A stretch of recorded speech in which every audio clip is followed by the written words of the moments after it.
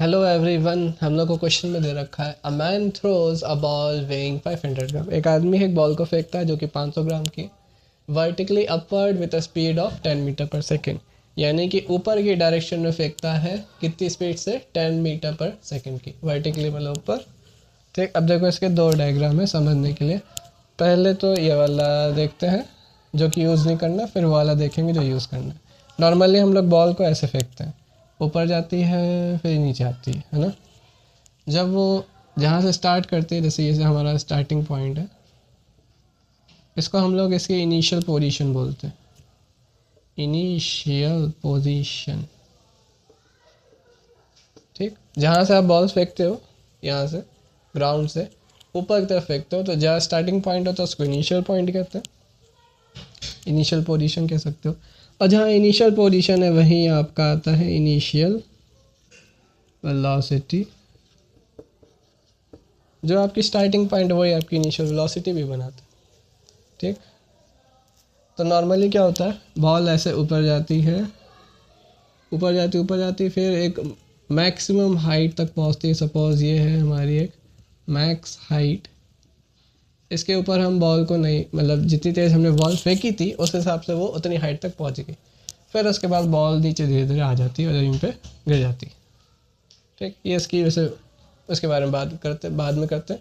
ये हमारा normal case होता है। इस वजह से इस मोशन को प्रोजेक्टाइल मोशन कहते हैं, जो कि अभी कोर्स में नहीं है।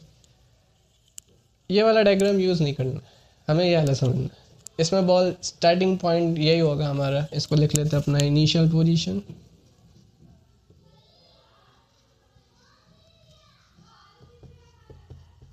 ठीक। यही हमारी इनिशियल पोजीशन होगी और बॉल सबसे ऊपर जाएगी, उसको उसकी फाइनल पोजीशन बोल देंगे। क्यों बोलेंगे वो भी आगे देखेंगे। पहले तो क्वेश्चन नंबर 1 पे आता है इनिशियल मोमेंटम। जैसा कि यहाँ पे एक इनिशियल पोजीशन है, उस इनिशियल पोजीशन पे हमारी इनिशियल वेलोसिटी भी होगी, ठीक। इस इनिशियल पोजीशन पे इनिशियल वेलोसिटी भी होगी, तो यहीं पे एक इनिशियल मोमेंटम भी होगा। और ये मोमेंटम कब आएगा? जैसे ही विथ इन 1 सेकेंड हम लोग क्या करेंगे, इस बॉल को ऊपर थ्रो करेंगे, तो एक पी आई, यानी कि मोमेंटम, पी फॉर मोमेंटम और I for initial. P I, इसको फिर से लिखते हैं, P I is equals to mass into velocity. यहाँ पे वेलोसिटी हम लोग लेंगे u, इनिशियल वेलोसिटी लेंगे। यहाँ पे जब 1 सेकेंड के लिए आपने जब फोर्स लगाया, उस 1 सेकेंड के अंदर बॉल ने कुछ वेलोसिटी अटेंड की, जो कि कितनी थी? 10 मीटर पर सेकेंड की। इसमें लिखा है ना, बॉल को 10 मीटर पर सेकेंड की स्पीड से ऊपर फेंका गया। तो उस 1 सेकेंड में इसने 10 मीटर पर सेकेंड की वेलोसिटी गेन की। मास के बारे में पहले बता दें ज़रा। मास ग्राम में है, इसको आपको 1000 से डिवाइड करके केजी में कन्वर्ट करना होगा। तो ये मिल जाएगा 0.5 ग्राम इंटू यू हमारा है 10 मीटर पर सेकेंड का।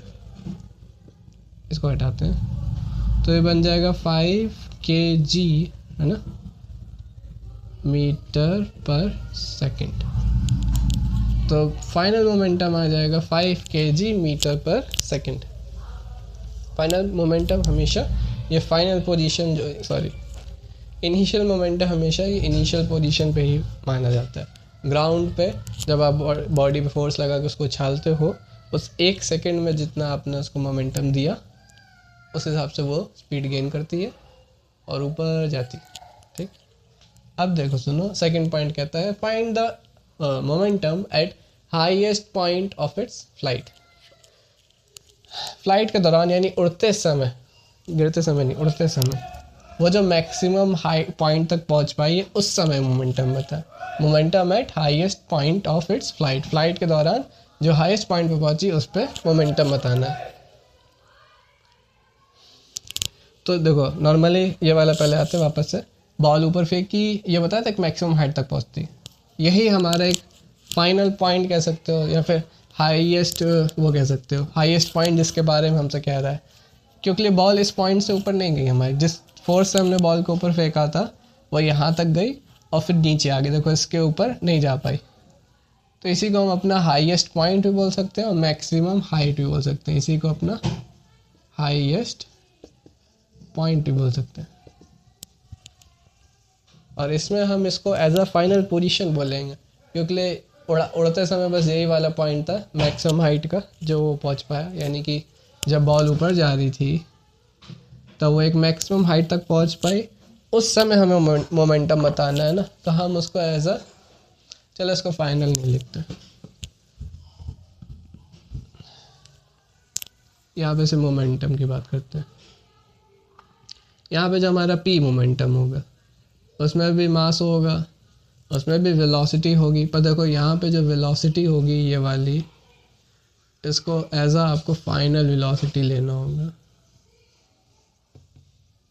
जो कि होगी 0, बिकॉज इस पॉइंट पे 1 सेकंड के लिए बॉल रुक जाती है, फॉर बहुत छोटे सेकंड्स के लिए, एक का भी हो सकता है कम हो, बॉल यहाँ पे जाके रुक जाती है, इससे ज़्यादा ऊपर नहीं जाती और यहीं पे एकदम रुक सी जाती है।